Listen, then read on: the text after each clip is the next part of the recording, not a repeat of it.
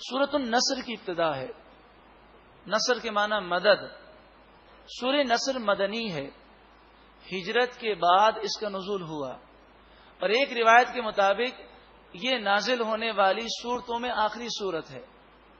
نازل ہونے والی آخری آیت الگ ہے، لیکن وہ آخری آیت جس سورت کی ہے وہ سورت تو نازل ہو رہی تھی، لیکن سورتوں کے اعتبار سے یہ سورت ایک روایت کے مطابق سب سے آخری سورت ہے. یہ جب سورت نازل ہوئی، نبی اکرم صلی اللہ علیہ وآلہ وسلم نے استغفار کی کثرت فرمائی.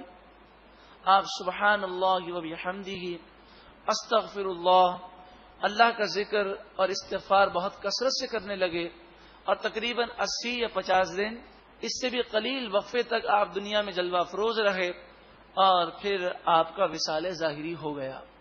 یہ جب سورت نازل ہوئی تو ایک روایت میں کہ صدیق اکبر رضی اللہ تعالیٰ عنہ نے اس سورت کے نازل ہونے سے سمجھ لیا تھا کہ اب جدائی کی گھڑیاں قریب ہیں. اس میں 3 آیتیں ہیں. بسم اللہ الرحمن الرحیم، اللہ کے نام سے شروع جو بہت زیادہ مہربان نہایت رحم کرنے والا.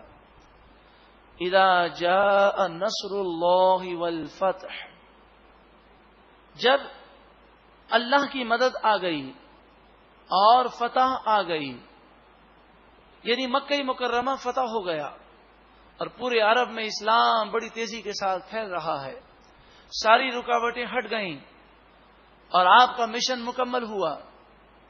وَرَأَيْتَ النَّاسَ يَدْخُلُونَ فِي دِينِ اللَّهِ أَفْوَاجًا، اور اے محبوب صلی اللہ علیہ وسلم، آپ نے دیکھ لیا لوگوں کو کہ وہ دین الہی میں، اللہ کے دین میں گروہ در گروہ، فوج در فوج داخل ہو رہے ہیں.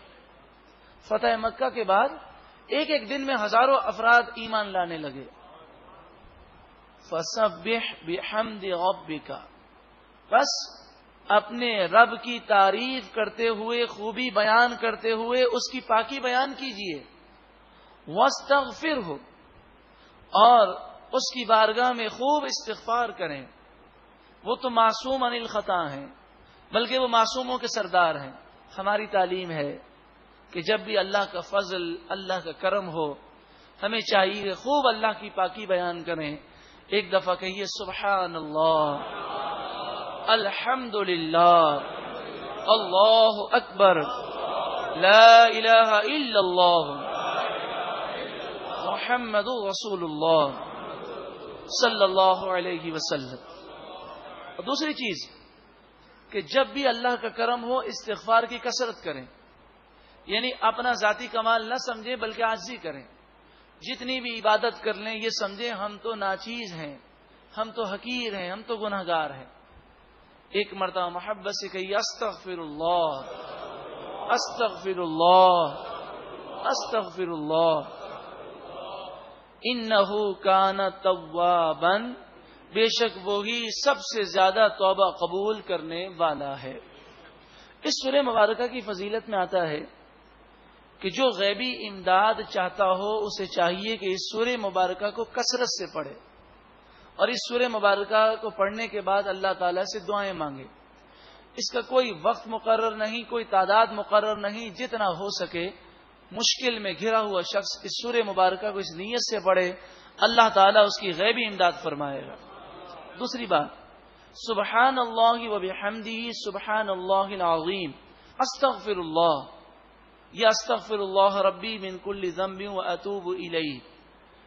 اس وظیفے کی بھی کثرت کرنے سے مشکلات حل ہوتی ہیں اور روزی میں برکت ہوتی ہے، غیبی امداد ہوتی ہے، بلکہ جو تقدیروں میں مشکلیں لکھی ہیں وہ بھی اللہ کے کرم سے ٹل جاتی ہیں.